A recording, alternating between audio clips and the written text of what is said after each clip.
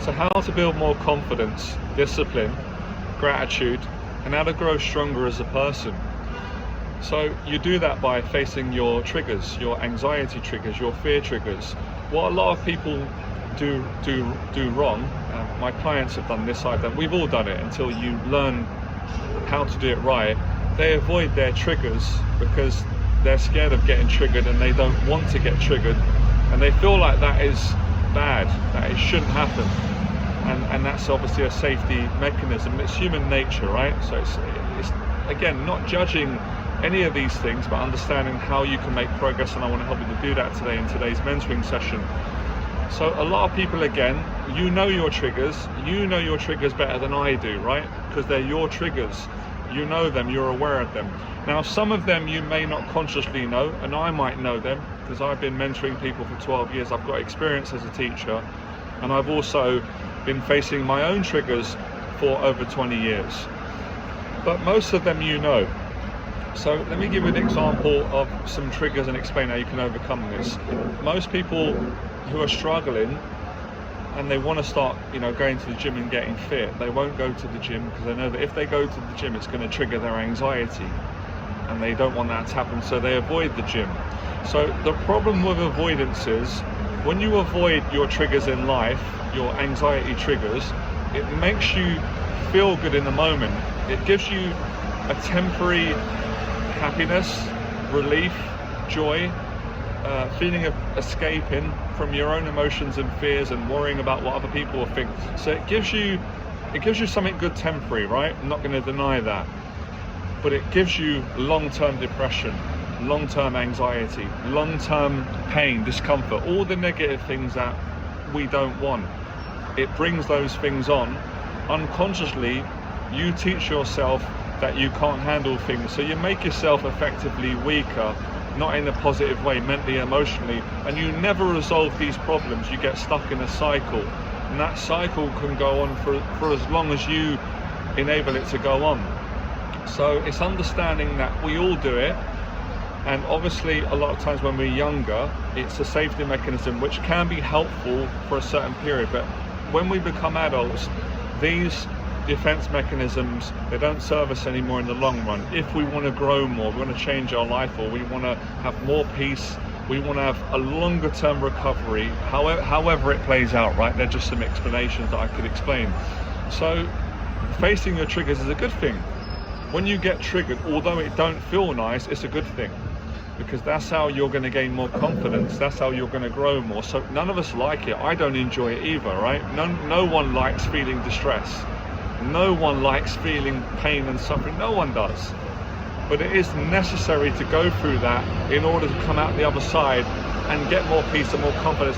And in the long haul, the things that are triggering you now, if you do this work, they're not going to trigger you. They're not going to trigger you in the future. You can completely get over them.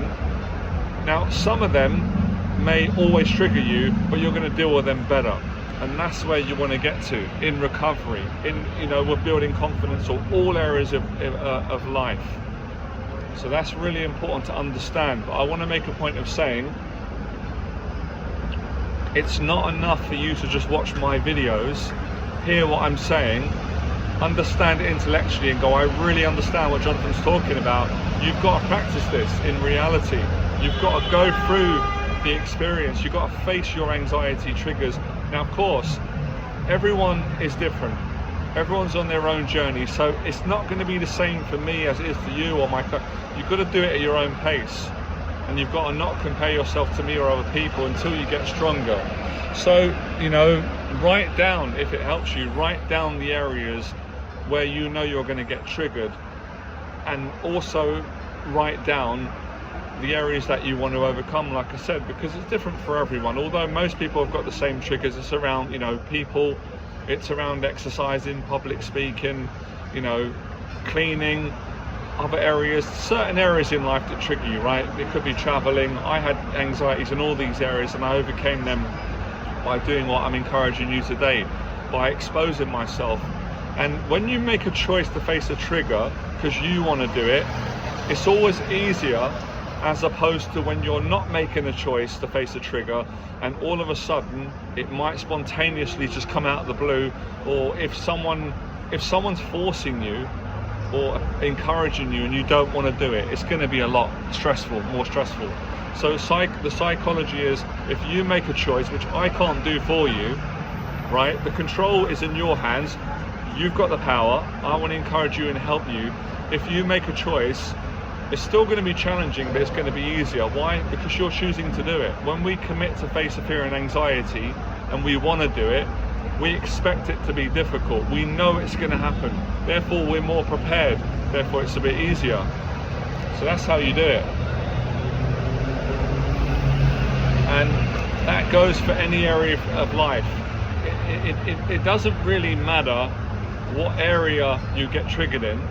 It's all going to be the same, really, the situation, because it's in you. It's you. It's your feelings and emotions.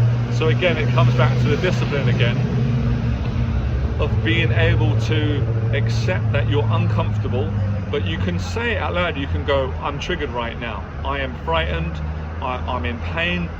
I've got anxiety. You can actually have the courage to say that, and that will get you stronger over time. And you can physically do the exposure by calling it out and working through it. And again, that doesn't really matter where it is, or whether it's exercising, whether it's communicating, whether it's with me in a session. I do this with my clients. They can admit it. They'll say, I'm triggered right now. And I'll say, let's work through it. I'll help you. What is it? My business. When I think about my business, when I think about money, when I think about clients, when I think about responsibilities, paying rent, taxes, I'm frightened right now. So okay, let's work on calming down. Let's sit with it. Let's talk about it. Don't judge yourself. And maybe half an hour later they go, oh, I'm calmer now. I'm breathing now.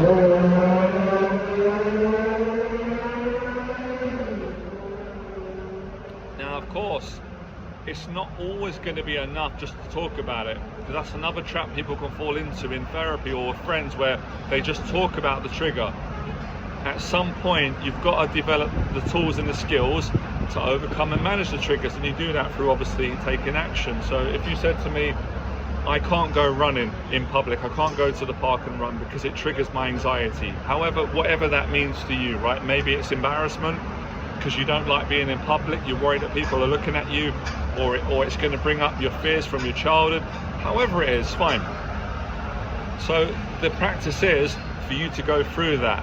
And maybe you might say to me, well, Jonathan, I can only be in a trigger for 5 minutes. That's brilliant. We do 5 minutes. You do 5 minutes now. Next week you do 10 minutes. That's how you get better. By staying in the trigger longer, by having the awareness, by being honest, taking the action. This is what I do as well. And then you'll say, you know what? I've made progress. How do you know that? Because you're able to go for a run for an hour whilst being in the trigger, and all the feelings coming up, all the anxieties, all the intrusive thoughts. And as time goes on, you do 2 hours. As you make progress, you go, I'm not even triggered anymore. Well, then you know that you've fixed that area, that you've recovered. You go on to the next area. So we've all got triggers, and even when we overcome them, there's always going to be more in life. No one is completely anxiety free. No one is. We're human beings.